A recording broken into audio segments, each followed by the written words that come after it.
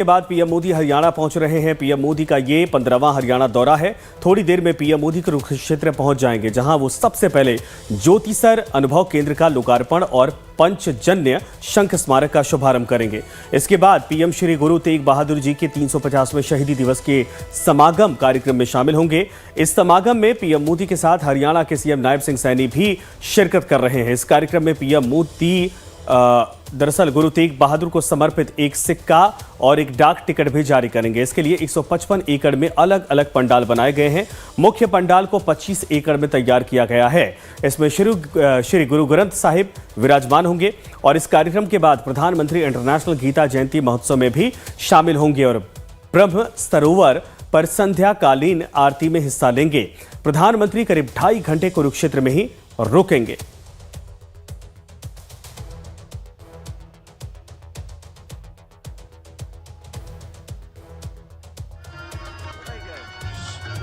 कुरुक्षेत्र में महासमागम का आयोजन और इस दौरान आपको बता दें कि प्रधानमंत्री की मौजूदगी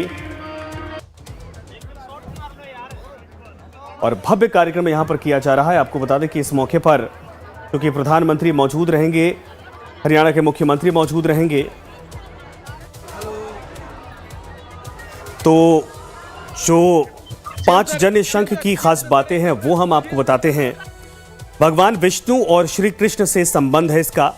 समुद्र मंथन के दौरान उत्पन्न हुआ 14 रत्नों में से एक है ये शंख। भगवान विष्णु ने शंख को ग्रहण किया। 5 तत्वों को नियंत्रित करने वाला इसकी ध्वनि में ओम की ध्वनि समाहित है। अत्यंत शक्तिशाली ध्वनि पैदा होती है इससे और ध्वनि सुनकर शत्रु भयभीत हो जाते हैं। श्री कृष्ण का प्रिय शंख इसको माना जाता है भगवान श्री कृष्ण का। कुरुक्षेत्र के युद्ध में भगवान श्री कृष्ण इसी शंख का शंखनाद किया करते थे इसी से, और युद्ध की शुरुआत और अंत में शंख बजाते थे भगवान श्री कृष्ण। ध्वनि सुनते ही कौरवों में दहशत फैल जाया करती थी।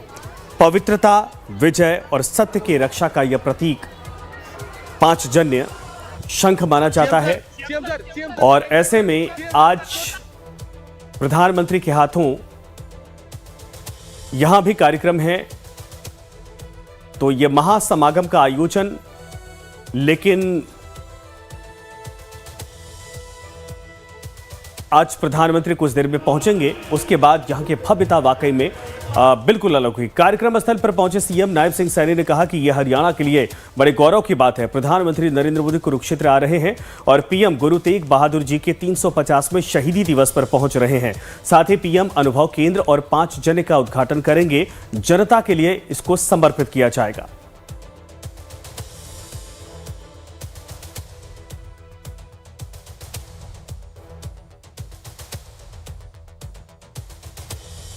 गुरु तेग बहादुर जी का 350वां शहीदी पर्व बड़े पद्धर से मना रहे हैं और अंतरराष्ट्रीय गीता जयंती महोत्सव वो भी कुरुक्षेत्र की भूमि ते मनाया जा रहा है, क्योंकि लाखों की संख्या में लोग इस पवित्र भूमि ते आ रहे हैं। समय समय ते गुरुओं के चरण भी इस पवित्र भूमि ते पड़े हैं। गुरु तेग बहादुर जी का जो इतिहास है, जो उन्होंने बलिदान है, वो आने वाली पीढ़ियों को स्मरण रहे, याद रहे। बड़े पद्धर ते हरियाणा सरकार ने 1 नवंबर से उन्होंने समर्पित कार्यक्रम वो चालू किए ने, चाहे ब्लड डोनेशन कैंप हो, चाहे निबंध प्रतियोगिता हो, पेंटिंग प्रतियोगिता हो, सेमिनार्स हो या अन्य गुरु तेग बहादुर जी के जीवन ते बड़े कार्यक्रम हो, वो करने का काम पिछले लगातार 24 दिनों तक किया है। आज गुरु तेग बहादुर जी का बड़ा समागम कुरुक्षेत्र की भूमि ते आप देख रहे हैं। ये बहुत खास मौका है क्योंकि आज गुरु तेग बहादुर जी के 350वें प्रकाश पर्व के मौके पर यहां कार्यक्रम हो रहे हैं। उनको याद किया जा रहा है। साथ में पंचजन्य की स्थापना भी होने वाली है भगवान श्री कृष्ण के नाम पर। यहां पर एक कहा जाए कि भव्य कार्यक्रम और साथ में कई और योजनाएं हैं। लेकिन कुल मिलाकर चाहे अयोध्या हो, चाहे कुरुक्षेत्र हो, एक भगवान कृष्ण की कर्मभूमि और एक भगवान राम की जन्मभूमि, दोनों की तस्वीरें हम आपको बारी बारी से दिखाए। और पहले आपने देखा कि अयोध्या में जो कुछ हुआ है, जिस तरीके से धर्म ध्वजा की स्थापना हुई है, उसके बाद अब कुरुक्षेत्र की बारी है। हमारे साथ अरुण कृष्ण महाराज जी जुड़ गए हैं, धर्माचार्य हैं। अरुण कृष्ण महाराज जी, आपका स्वागत है। एक तरफ प्रधानमंत्री की वो झलक जब उन्होंने बकायदा रिमोट के जरिए धर्म ध्वजा को शिखर तक पहुंचाया, उसके बाद अब दूसरे जो सबसे बड़ा धर्म क्षेत्र का युद्ध क्षेत्र रहा है वो कुरुक्षेत्र, जहां पर प्रधानमंत्री की मौजूदगी अब से कुछ देर में होने वाली है। यहां पर सिखों के धर्मगुरु गुरु तेग बहादुर जी के 350वें प्रकाश पर्व के मौके पर उनको भी याद किया जाएगा। और साथ में एक और सबसे शुभ कार्य होने वाला है कि जो 5 जन शंख, जिसके नाम पर यहाँ एक भव्य कार्यक्रम है और एक बाकायदा एक कहा जाए कि सेंटर भी स्थापित किया जा रहा है। आपको बहुत बहुत बधाई इतने पवित्र सुंदर दिवस की। और बहुत सारे विचार, बहुत सारी भावनाएं अंदर उमड़ रही हैं आज के पवित्र दिन के लिए। आपको बताऊं, गुरु तेग बहादुर इतने पवित्र, इतने महान आत्मा थे कि छोटी सी घटना आपको बताऊंगा कि जब कश्मीरी पंडित गुरु तेग बहादुर महाराज के पास अपनी प्राणों की रक्षा के लिए आए और उन्होंने गुरु तेग बहादुर जी से कहा कि मुसलमानों ने, आताताइयों ने हम पे कहर बरपा रखा है, हमें प्रताड़ित कर रहे हैं ये कहकर कि हमें मुसलमान बन जाओ। तब एक छोटा सा बालक 9 वर्ष का गुरु तेग बहादुर महाराज के साथ बैठा हुआ, उनके सामने गुरु तेग बहादुर महाराज ने कहा कि ये क्रांति, इन कश्मीरी पंडितों को बचाने की जो क्रांति है इन इस्लामियों से, ये क्रांति बलिदान मांगती है। तो 9 वर्ष के बालक ने कहा कि आपसे बड़ा बलिदानी कौन हो सकता है, आप बलिदान दीजिए। ये 9 साल के जो बालक हैं ये गुरु गोविंद साहब थे। और तब गुरु तेग बहादुर ने कहा हिंदुओं से कि जाके उस आताताई को कह दो, आतंकवादी को, कि पहले मुझे इस्लाम में परिवर्तित करके दिखाए, जाइए। और गुरु तेग बहादुर की चमड़ी उधेड़ी गई। ये वो गुरु तेग बहादुर हैं जो हर हिंदू, हर सनातनी के हृदय में दौड़ने चाहिए। आज हमें सिखों से अलग करके देखा जाता है, जबकि सिख हमारा हृदय है, हमारी आंखें हैं। हर घर में एक सिख निहंग पैदा होता था, उसका काम था रक्षा करना। जैसे आज क्षत्रिय हैं, देश के धर्म की रक्षा कर रहे हैं, ऐसे सिख हमारे भाई हैं। और 1858 में 25 निहंग सिख अयोध्या में घुसे, उन्होंने यहाँ यज्ञ किया अयोध्या में, उस बाबर मस्जिद के अंदर, उस आतंकवादी के मस्जिद के अंदर, और राम का नाम दीवारों पे लिखा, राम का नाम इंगित किया। वो सिख हमारा अभिन्न अंग है। हम गुरु तेग बहादुर को सतत नमन करते हैं, उनके बलिदान को सतत नमन करते हैं, और उन सभी वीरों को नमन करते हैं जिन्होंने इस भव्य राम मंदिर के निर्माण में अपना सहयोग दिया। बिल्कुल सही आपने कहा कि यह अद्भुत संयोग है। एक तरफ अयोध्या नगरी में आज धर्म ध्वजा की स्थापना, एक तरफ धर्म की ही रक्षा के लिए, हिंदुओं और सिखों की रक्षा के लिए गुरु तेग बहादुर शहीद हो गए थे। आज 350वां प्रकाश पर्व है, शहीदी दिवस है। और इतना बड़ा कार्यक्रम पंजाब में भी कई जगहों पर हो रहा है, दिल्ली में कई जगहों पर हो रहा है। शीशगंज गुरुद्वारे को पूरी तरीके से सुसज्जित किया गया है। लेकिन ये कुरुक्षेत्र में भव्य तैयारियां, जिसमें प्रधानमंत्री कुछ देर में पहुंचने वाले हैं और मुख्यमंत्री भी मौजूद रहेंगे। मेरे साथ और कई और मेहमान जुड़ गए हैं। आचार्य राजकुमार शास्त्री जी हमारे साथ जुड़ रहे हैं, हिंदू धर्मगुरु। साथ में आपको बता दें कि आचार्य डीपी शास्त्री जी भी हमारे साथ जुड़ रहे हैं। आप दोनों लोगों का स्वागत है। आचार्य राजकुमार जी, मैं आपके पास अब आना चाहूँगा, आप दोनों लोगों का वेलकम है। लेकिन आज का ये जो दिन है, आज की तारीख है, अगर भगवा के हिसाब से देखें, सनातन संस्कृति के हिसाब से देखें, देश की रक्षा के हिसाब से देखें, या फिर अधर्मियों के खिलाफ बाकायदा बगावत का बिगुल बजाकर अपने धर्म, अपने लोगों की रक्षा के लिए बलिदान और शहीदी दिवस के रूप में देखें, ये सब कुछ एक साथ परिपूर्ण होता दिखाई दे रहा है। और आज ये मौका ऐसा भी है कि प्रधानमंत्री वहां पर भी और यहां पर भी। ये बहुत ही सौभाग्य का विषय है कि आज मार्गशीर्ष महीने की पंचमी तिथि है और ये राम जानकी के विवाह की तिथि है। आज के दिन मर्यादा पुरुषोत्तम भगवान राम, जगत जननी माता सीता का विवाह है और मिथिला में हुआ था। और आज के दिन आदरणीय और यशस्वी भारत के प्रधानमंत्री श्री नरेंद्र मोदी जी ने जिस प्रकार से अयोध्या में प्रभु श्री राम लला के मंदिर में धर्म ध्वजा की स्थापना की है, यह भी अपने आप में एक बहुत बड़ा, आज के बाद यह विवाह नवमी के साथ ही एक धर्म ध्वज नवमी के रूप से भी ये पंचमी जानी जाएगी। तो विवाह पंचमी के साथ धर्म ध्वज पंचमी, इसमें ये एक इतिहास में नाम जुड़ेगा। देखिए, मार्गशीर्ष का महीना है। गीता में भगवान कहते हैं कि माता नाम मार्गशीर्ष मोहम ऋतु नाम कुसुमाकरा। महीनों में ये मार्गशीर्ष का महीना मेरी विभूति है। भगवान कृष्ण गीता में कहते हैं कि मेरी विभूति है, अर्थात मेरा ही स्वरूप है। तो ऐसे मार्गशीर्ष महीने की पंचमी तिथि 5 प्रकार की तिथियां हैं, नंदा, दया, रिक्ता, भद्रा और पूर्णा। तो ये पंचमी तिथि जो है ये प्रथम पूर्णा तिथि है। और इस पंचमी पूर्णा तिथि में आज शिववास योग है। इस प्रकार इतने सारे योग इसमें आज एक साथ लग रहे हैं। और इस शुभ मुहूर्त के अभिजित मुहूर्त में, इस अभिजित मुहूर्त में ही भगवान आज से हजारों वर्ष पहले प्रभु श्री राम लला का अवतार अयोध्या में हुआ। यह अयोध्या कोई सामान्य नगरी नहीं है।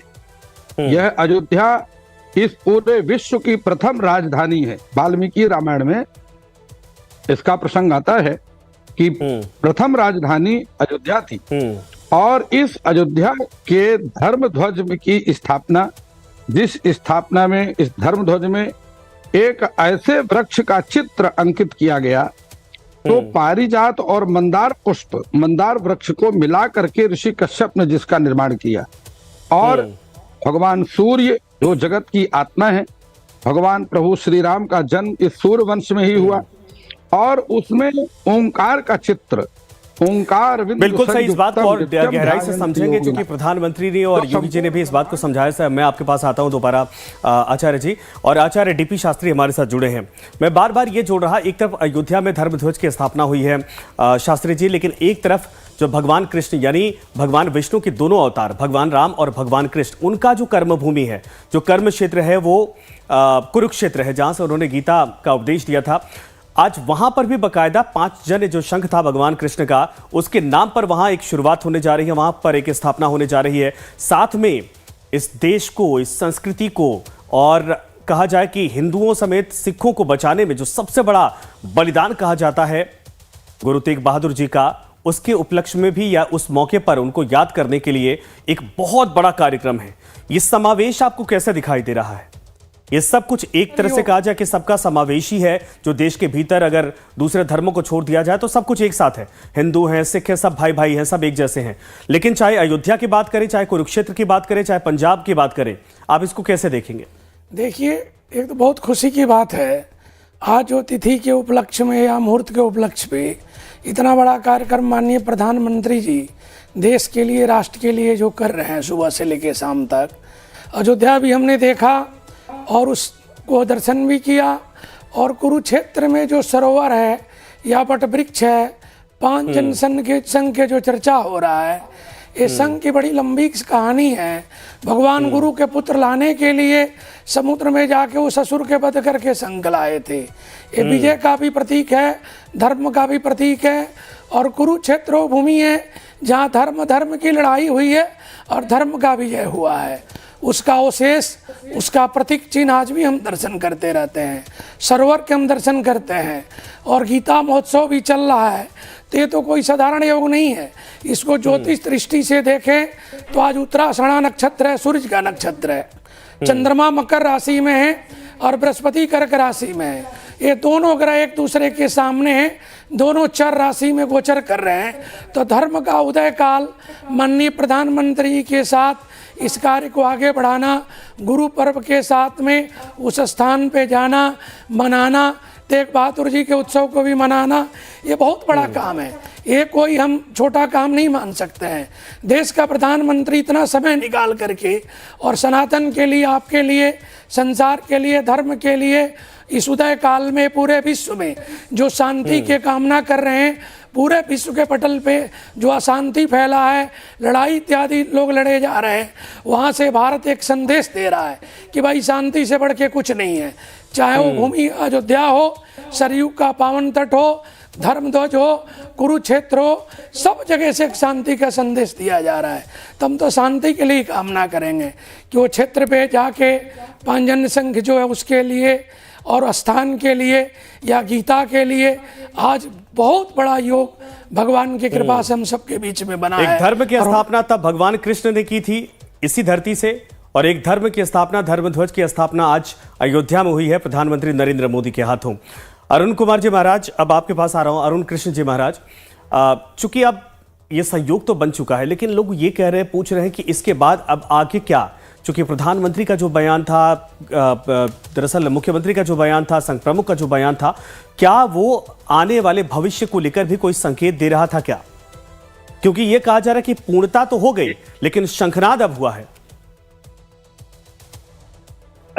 देखिए, सर्वप्रथम कुरुक्षेत्र की बात चली, आपके नाम में यादव लिखा हुआ है, तो मेरे मन में एक श्लोक आया कि कैसे कृष्ण को अर्जुन ने कहा, आपके नाम में भी महाराज जी कृष्ण है। हाँ, तो मेरे मन में चल रहा है, मैं आपसे जरूर साझा करूंगा कि जब कृष्ण ने दिव्य दृष्टि के साथ अपना वो रूप दिखाया अर्जुन को, तो अर्जुन ने भयभीत लज्जा में होकर कहा, सखेति मत्वा प्रसभम यदुक्तम, हे कृष्ण हे यादव हे सखेति, अजानता महिमा नाम तवेदम, मया प्रमादा प्रणवेन वापी। कि हे कृष्ण क्षमा करना, आपको हे प्रभु क्षमा करना, मैं तो आपको ऐसे ही मित्रता के मित्र भाव से कभी सखा कह देता था, कभी यादव कह देता था। तो हमारे लिए यादव वो रूप है यादवों का, हम इतना सम्मान करते हैं क्योंकि कृष्ण का नाम भी यादव है। अब आते हैं आपकी देखिए, ये जो आज का दिवस है इतना पवित्र है कि मैं जब सुबह इस 9 बजे से लेकर अब तक हम किसी न किसी डिबेट में हैं, और जब इन चीजों को हम याद करते हैं, वो ध्वजारोहण जब वो ध्वजा ऊपर की ओर बढ़ रही थी, तो एक हृदय में ऐसा स्पंदन था, आंखों में आंसू थे, और हिंदुत्व का जो ये जो लहर है, इस लहर को, हिंदुत्व की शक्ति को दमनकारी शक्तियां इसे दबाने में लगी हैं। मैंने आपको श्लोक इसलिए समझाया कि हमें जातियों में बंटना नहीं है, क्योंकि भगवान कृष्ण ने स्वयं कहा, ब्राह्मण क्षत्रिय वैश्य शूद्राणा चा परंतप कर्माणि प्रविभक्तानि स्वभाव परमवय गुण है। केवल गुण निर्धारित करेंगे कि कौन किस वर्ण का होगा, ना कि जन्म। और हम एक बात आपको बता दें, हमारे रामायण में एक बड़ा अच्छा प्रसंग आता है, क्योंकि हम यहां पर भगवान राम की बात कर रहे हैं। रामायण में बड़ा अच्छा प्रसंग आता है। मैं उन जातिवादी जो नफरती ज़ॉम्बीज़ हैं उनके लिए संदेश देना चाहता हूं कि हमारे किसी शास्त्र में कभी कोई जाति की बात नहीं, हमारे शास्त्र में कभी किसी भी वर्ण के साथ भेदभाव नहीं हुआ। उसका स्पष्ट प्रमाण है, प्रत्यक्ष प्रमाण है, जब वशिष्ठ महाराज ब्रह्म ऋषि अपने मंत्री से कहते हैं यज्ञ में निमंत्रण के लिए, तो क्या कहते हैं, निमंत्रस्य नृत्तीन पृथिव्याम ये चा धार्मिका, निमंत्रस्य नृत्तीन पृथिव्याम ये चा धार्मिका, ब्राह्मणान क्षत्रियान वैश्यान शूद्रश्चैव सहस्त्रशः। कहते हैं जाओ पृथ्वी के सभी धार्मिक राजाओं को इस यज्ञ के लिए निमंत्रण देकर आओ। तो क्या कहते हैं, ब्राह्मणान क्षत्रियान वैश्यान शूद्रश्चैव सहस्त्रशः, हजारों शूद्रों को, क्षत्रियों को, वैश्यों को और ब्राह्मणों को, उनको निमंत्रण दो इस यज्ञ में बैठने के लिए, और कहो कि आए हमारे समकक्ष बैठे और यज्ञ में अपनी आहुति दे। तो कहीं पर आपने भेदभाव सुना? चारों वर्णों का नाम लिया गया। ये हमारा भाईचारा, कुछ आसुरी शक्तियां इस भाईचारे को नुकसान पहुंचाना चाहती है। मैं पूरी दुनिया को, विश्व को संदेश देना चाहता हूं कि सिख धर्म हमारा अभिन्न अंग है। जैसे हमारे बाजू हैं, ऐसे सिख और जैन हमारे लिए हैं, और हमारा हृदय हर सनातनी के लिए धड़कता है। मैं एक बात और बोलूंगा कुरुक्षेत्र के बारे में, कि हमारे धर्म के बारे में भी लोग, बहुत सारे लोग आपने सुने होंगे बोलते हुए, विकास की बात नहीं करते, रोजगार की बात नहीं करते, ये तो सिर्फ धर्म की बातें करते हैं। भैया, फ्रांस तो दुनिया का सबसे डेवलप, सबसे विकसित राज्य है। इस्लामियों ने पूरे फ्रांस में आग लगा दी, और उसी तरह जैसे तक्षशिला नालंदा को महाराज जी, इससे बड़ा क्या उदाहरण हो सकता है कि जो लोग राजनीति और धर्म को अलग जोड़कर देखते हैं उनको महाभारत से सीखना चाहिए। राजनीति भी थी लेकिन उसमें भी धर्म की स्थापना के लिए राजनीति में युद्ध करवाया गया भगवान कृष्ण की तरफ से, और इसके बाद धर्म की स्थापना के लिए सत्य की विजय करवाई गई। दोनों साथ में चलते हैं। ठीक है, मैं आपके पास आता हूं आचार्य राजकुमार जी। अब चूंकि जिस शंख का जिक्र किया जा रहा है, थोड़ा इस बात को समझाइएगा। 5 जन्य शंख भगवान विष्णु का प्रिय, भगवान कृष्ण का प्रिय कहा जाता है, और आज समझिए कि आज के युग में भी हम उसके दर्शन कर पाते हैं। प्रधानमंत्री के हाथों इसका भी आज वहां पर एक बहुत बड़ा सेंटर खोला जा रहा है जिसकी शुरुआत होने वाली है। ये हमारे सनातनी कहा जाए कि विचारों को कितना मजबूत करेगा, और इससे क्या जो आने वाली पीढ़ियां हैं वो कितनी इससे लाभान्वित होने वाली है? देखिए, आपने एंकर महोदय बहुत अच्छी बात पूछी है। यह कुरुक्षेत्र वह स्थान है जहां पर दोनों तरफ की कौरव और पांडवों की 18 अक्षौणी सेना एकत्रित हुई, और वहां पर दोनों सेनाओं के सेनयोर भयोर मध्य स्थापित्वा रथोत्तमम, हे कृष्ण मेरे रथ को दोनों सेनाओं के बीच में खड़ा कर दो। इस प्रकार से अर्जुन ने भगवान कृष्ण से निवेदन किया। तो धर्म क्षेत्रे कुरुक्षेत्रे समवेतायुजुत्सवा माम का पांडवाश्चैव किम कुर्वत संजय। वहां पर उस युद्ध भूमि की सारा दृश्य और संजय धृतराष्ट्र को सुनाते हैं और दिखाते हैं। इसका अर्थ है कि उस समय विज्ञान इतना उन्नति कर चुका था कि टेलीविजन नहीं थे, लेकिन भगवान वेदव्यास जी के आशीर्वाद के प्रभाव से संजय हस्तिनापुर में बैठ करके कुरुक्षेत्र का संपूर्ण दृश्य आंखों से देख करके धृतराष्ट्र को सुना रहे हैं, दिखा रहे हैं। बिल्कुल सही। भगवान कृष्ण, वहां अर्जुन कहता है कि मैं युद्ध नहीं करूंगा क्योंकि स्वजनम ही कथम हत्वा सुखिना श्याम माधव। अरे कृष्ण, हे माधव, मैं अपने ही लोगों का वध करके और किस प्रकार से ऐसा युद्ध किस काम का, और कैसे मैं सुखी हो सकता हूं जो अपने भाई बंधु नाथ रिश्तेदारों का वध कर दिया। ऐसा अगर स्वर्ग का सुख भी मिल जाए तो मुझे क्या करना है? इससे अच्छा है कि मैं भिक्षा मांग करके वहां भगवान कर्म योग का अर्जुन को उपदेश करते हैं, और वहां पर भगवान कहते हैं कि ये अगर तुम युद्ध नहीं करोगे तो भी जिसका संसार में आना हुआ है उसकी तो मृत्यु निश्चित है, और उन सभी का मृत्यु समय निश्चित है। इसलिए तुम तस्मा युद्धस्व युद्धस्व, इसलिए तुम अर्जुन युद्ध करो। और जब अर्जुन युद्ध भूमि में युद्ध के लिए तैयार हो गया तो सबसे पहले भगवान कृष्ण ने इस पांचजन्य शंख का उद्घोष किया कि पांचजन्यम ऋषिकेशम देवदत्तम धनंजय पौंड्रम दधमौ महाशंखः भीम करमावृकोदरा अनंत विजयम राजा कुंती पुत्रो युधिष्ठिरः नकुला सा देवश्च सुघोषमणि पुष्पकौ। बहुत प्रकार के शंख थे और सभी प्रकार के शंखों की अलग अलग महिमा है। शास्त्रों में मुख्य रूप से पांचजन्य जो शंख है लक्ष्मी का शंख है, और जिसके घर में धन धान की समस्या हो उन्हें अपने घर में पांचजन्य शंख को रख करके, देखो पांचजन्य शंख, मध्यावर्ती शंख और दक्षिणावर्ती शंख, वामावर्ती शंख। ये जो दक्षिणावर्ती शंख है वही पांचजन्य शंख है जो दाहिने तरफ से खुलता है, जिसको सुन करके शत्रु सेना भयभीत हो जाती है, जिसके उद्घोष से शत्रु सेना भयभीत हो जाती है। ऐसे पांचजन्य शंख जो स्वयं शंखासुर का वध करके भगवान कृष्ण समुद्र से लेकर के आए। लक्ष्मी की उत्पत्ति भी समुद्र से हुई, तो ये स्वयं भगवती लक्ष्मी का भाई है, और आप जानते हैं कि भाई बहन में कितना प्यार होता है। तो बिल्कुल सही आपने कहा। ये चर्चा लगातार जारी रखेंगे, क्योंकि अब ये सवाल भी किया जा रहा महाराज जी की प्रधानमंत्री जा तो रहे हैं, अब अयोध्या तो पूर्ण हो चुका है, लेकिन अगर यहाँ कुरुक्षेत्र से कोई संदेश जाता है तो फिर मथुरा का भी जिक्र आता है। आप तीनों लोग हमारे साथ बने रहिए। एक छोटा सा ब्रेक के बाद भी चर्चा जारी रहेगी।